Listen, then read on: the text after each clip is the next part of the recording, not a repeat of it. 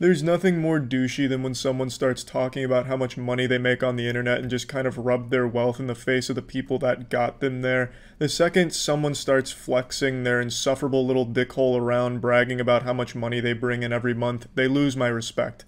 And that's a big deal. When you lose my respect, that's like losing one of those beautiful gold stars on your elementary school report card. Like, it hurts. And I have no doubt people lose sleep over it.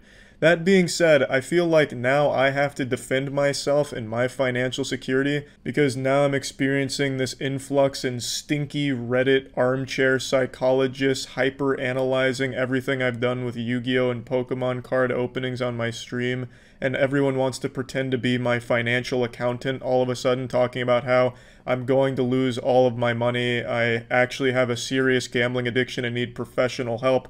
Getting tons of emails about it. It's genuinely pathetic stuff. And I know on the internet, Reddit and Twitter in particular, everyone has this hero fetish and fantasy where they're this crazy masked vigilante that saves the day.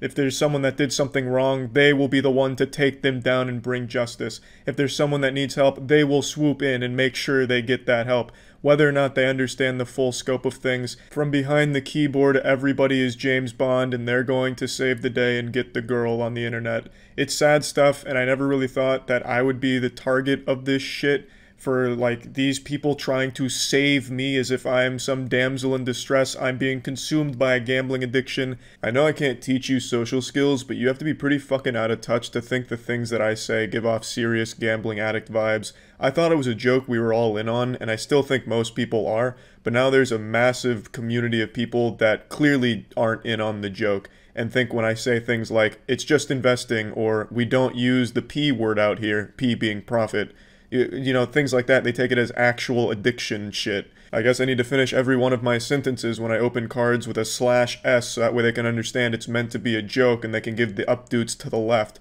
put it in terms they can understand. I don't know how much more clear to make it. I fucking call addiction the A slur. Like, how much more on the nose does it need to be that it's not meant to be taken seriously? I don't open cards that often. It's like once or twice every 3 weeks or so.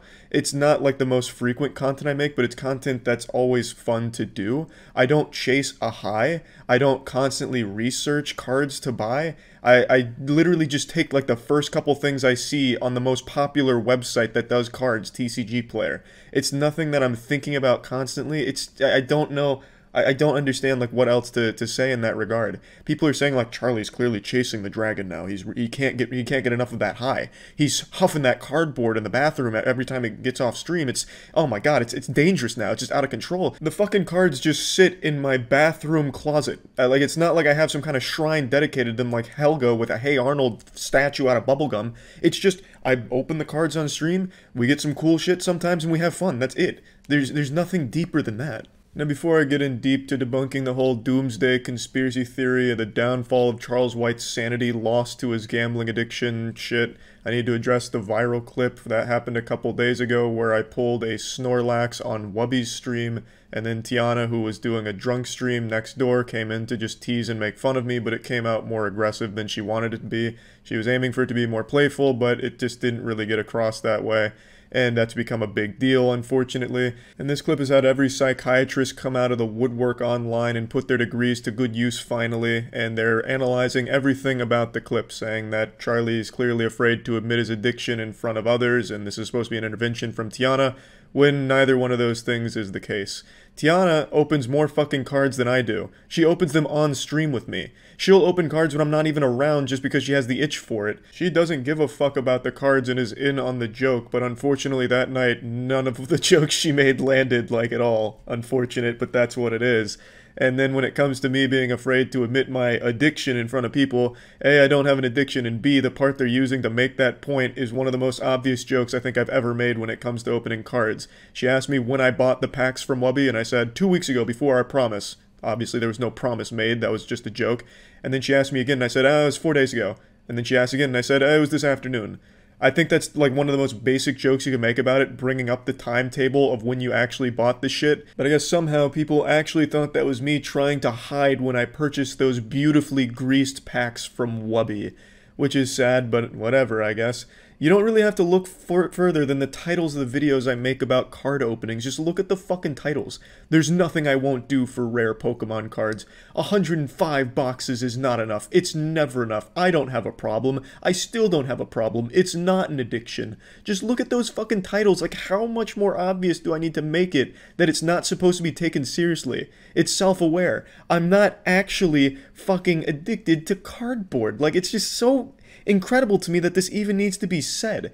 And I'm so fucking tired of the Reddit threads and emails talking about it. So I figured since everyone wants to cosplay as my accountant, I'll give you all some homework so that way you can actually see that I'm not financially ruining myself for the future. I'm not making reckless decisions that are going to burn down everything around me and push the people I love away, or end up homeless, sucking coke out of a stripper's asshole in a year's time because of this addiction to cardboard or anything like that. I would have thought and hoped that everyone was socially aware enough to be in on the joke, and most people are, but there's still a large portion of people that express genuine concern and disappointment and disgust in the Pokemon and Yu-Gi-Oh! Openings that I've been doing.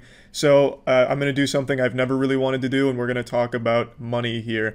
So first thing you need to understand is internet content creators, they make significantly more money than you think they do. Whatever number you're picturing for a content creator, double it. It is an incredible amount of money that people on the internet make. Disguised Toast actually made an incredibly insightful video into the salary of a high-level Twitch streamer, and that's out of date. It's significantly higher in modern times, but it is a good insight into where a lot of the money in that field comes from.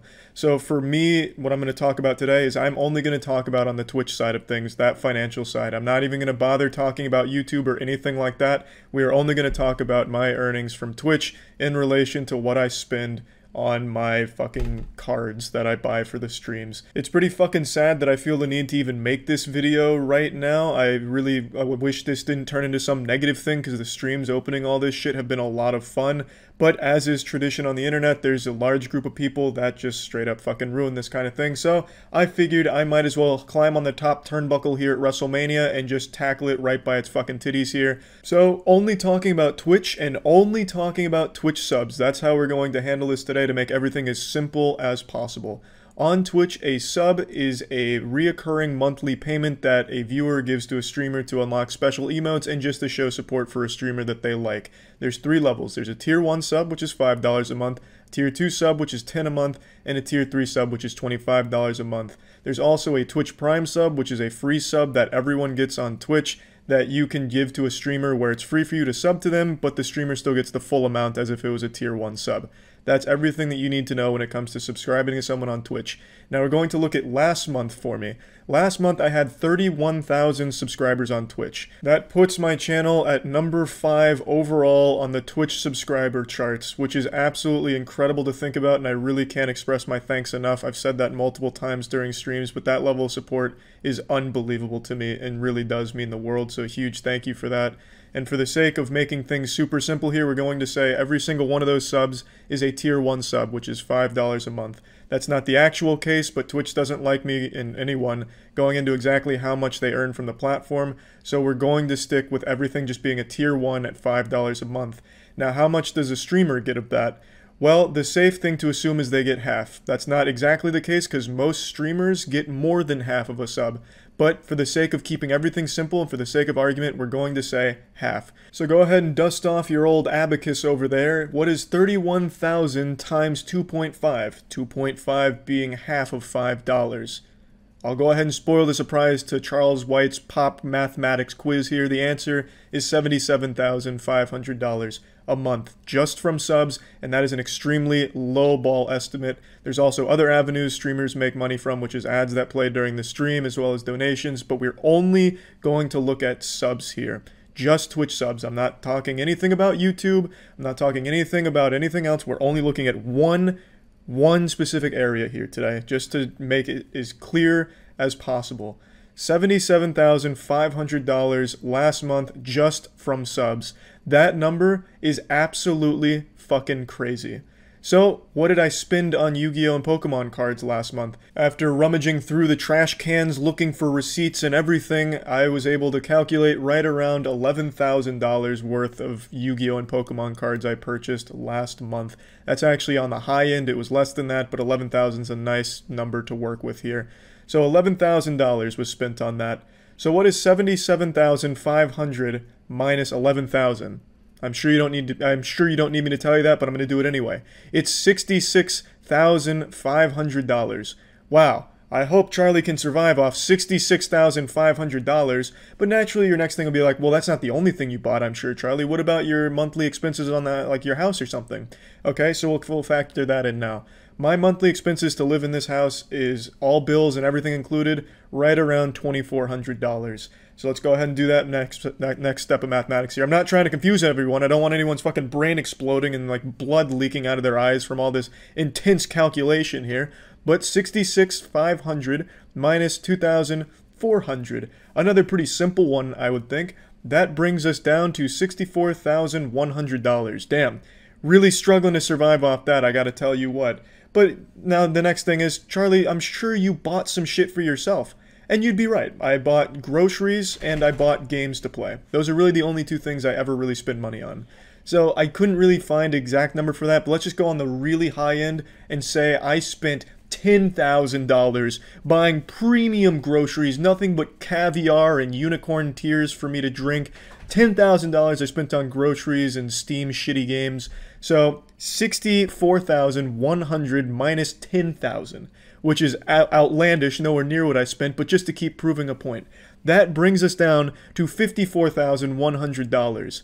That is still an insane amount. That's still fucking crazy. Now, as I mentioned a couple weeks ago, I also spend a decent chunk of money in private paying for other people's animal surgeries, like when their pet gets injured or needs life-saving surgery and they can't afford it. I like to come in and pay for it to help them out. That's something I've done for a little while now, but I don't think I need to even put those in this calculation here because I think the point is already being made.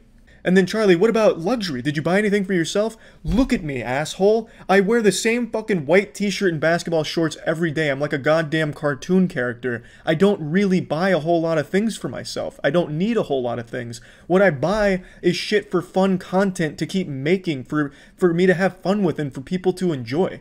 That's really the only thing I ever really buy. So no, I didn't really have any other expenses aside from that kind of shit there, which is groceries and food, and then the cards that I bought for streams. That's really it. I don't spend much money. I just don't. So $54,100, and this is all just off one thing, which is Twitch subs, and a really low ball on Twitch subs, by the way. That is an incredible amount of money still left after these ludicrous purchases that everyone all of a sudden is super concerned about.